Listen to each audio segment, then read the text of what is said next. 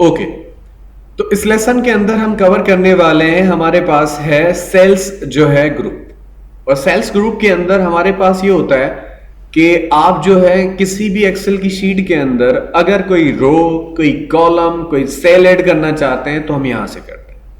सही है। तो हमारे पास एक्चुअल में क्या होता है कि हम किसी भी रो को यहां से आके ऐड करना चाहते हैं। फॉर एग्जांपल मैं इस वन से पहले एक रो चाहता हूं, पूरा रो। तो आप यहां से भी ऐड कर सकते हैं, राइट क्लिक करके यहां पे आप इंसर्ट में जाएंगे, इंसर्ट में जाके देखें ऑटोमेटिक ये रो ऐड कर देगा। Concept clear. लेकिन मैं चाहता हूं, मुझे इस तरह से नहीं चाहिए, मैं यहां से आके जो है अपना एक रो ऐड करना चाहता हूं। तो मैं सिलेक्ट करूंगा पूरा रो, या मैं कहीं पे भी क्लिक कर देता हूं, नो प्रॉब्लम। आप रो सिलेक्ट करें या ना करें, फिर यहां पे इंसर्ट में जाएं, आपसे पूछेगा आप कोई सेल चाहिए, कोई रो चाहिए या कॉलम चाहिए। तो मैं इसको बोलूंगा मुझे शीट का रो चाहिए, तो देखिए ऑटोमेटिक आपको एक रो ऐड कर देगा जहां पे आपका कर्सर होगा उसके ऊपर। सही है। तो उसके बाद अगर आप चाहते हैं इस तरह से ना हो और आप चाहते हैं एक कॉलम मुझे चाहिए, ठीक है, या आपको इसके ऊपर चाहिए, तो यहां पे कर्सर को रखें, यहां से आके आप इंसर्ट कर दें। कॉन्सेप्ट क्लियर हो गया। एक रो ऐड करके दे देगा और आपको जहां पे चाहिए वो यहां से आके आप दे सकते हैं। कॉन्सेप्ट क्लियर है। अब ये था रो, कभी कभार जरूरत पड़ जाती है। कभी कभार आप चाहते हो कि नाम के बाद मुझे एक कॉलम और चाहिए जिसमें मुझे जो है लास्ट नेम या इस तरह की चीजें हैं, एड्रेस है, सिटी है, स्टोर नंबर है, इस तरह का कॉलम डालना है। तो मैं क्या करूंगा, यहां से आके, यहां से भी कर सकता हूं, राइट क्लिक करके इंसर्ट में जाऊंगा, है ना। तो इंसर्ट में जाके अभी तो ये बाय डिफॉल्ट क्या ऐड कर रहा है, देखिए कॉलम कर रहा है, क्योंकि सिलेक्टेड है ना कॉलम। देखिए आप रो सिलेक्ट करके इसको देंगे, फिर राइट क्लिक करके इंसर्ट में जाएंगे तो ये आपको रो दे देगा। आप कॉलम सिलेक्ट करके जाएंगे तो आप उसको पता है कि इसको दूसरा कॉलम ही चाहिए, क्योंकि इसने पूरा कॉलम सिलेक्ट किया। सही है। तो अगर आप पूरा कॉलम सिलेक्ट करके जाएंगे तो आपको एक कॉलम दूसरा बना के दे देगा। राइट क्लिक करके इंसर्ट में जाएंगे तो इसी तरह से यहां से आके आप क्या कर सकते हैं, इंसर्ट में जाएंगे और आपको कोई कॉलम ऐड करना है तो यहां से आके देखें। अच्छा देखिए, रो को इसने क्या कर दिया, डिसेबल कर दिया, क्योंकि हमने जो सिलेक्ट किया हुआ क्या किया हुआ है, कॉलम।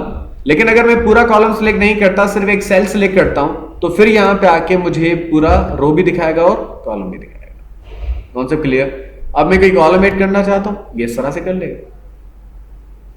सही है।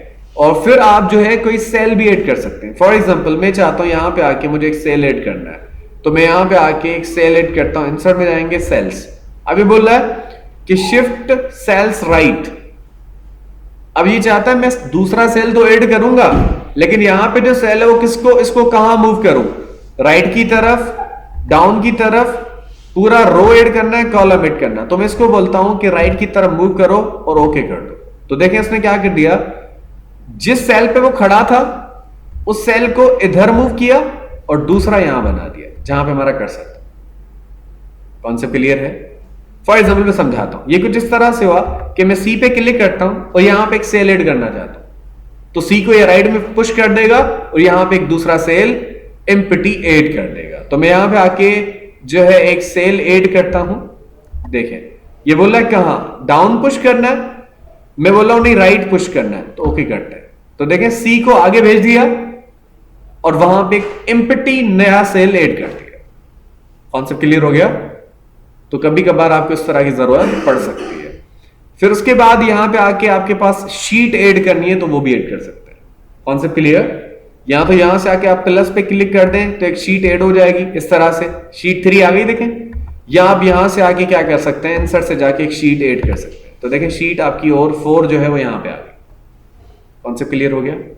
तो इस तरह से जो है आप क्या कर सकते हैं, शीट भी ऐड कर सकते हैं। फिर हमारे पास आता है डिलीट। अब डिलीट सेल भी है, रो भी है, शीट भी है और शीट का कॉलम भी है। जो चीजें आप इंसर्ट कर सकते थे वही चारों चीजें यहां से आप डिलीट भी कर सकते हैं। कॉन्सेप्ट क्लियर हुआ। फॉर एग्जांपल मुझे जो है सेल डिलीट करना है तो मैं इसको डिलीट करता हूं। ये बोल रहा है कहां पुश कर दूं, तो मैं बोल रहा हूं इसको लेफ्ट पुश कर दो डिलीट करके। देखें तो सी वापस वहां आ गया। कॉन्सेप्ट क्लियर हो गया। यानी डिलीट करने के बाद जो राइट में तुम्हारे हैं उनको इस तरह से लाओ। सही है। फिर आपको कोई पूरा रो डिलीट करना है तो मैं 1 वाला ये जो रो है पूरा, मैं इसको सिलेक्ट करता हूं, यहां से आके डिलीट पे क्लिक कर दूंगा। फिर तो चूज करने की जरूरत ही नहीं है क्योंकि मैंने पूरा रो सिलेक्ट किया हुआ है ना। अगर आपका पूरा रो सिलेक्टेड है तो यहां से आके डिलीट करते हैं। Concept clear. सही है।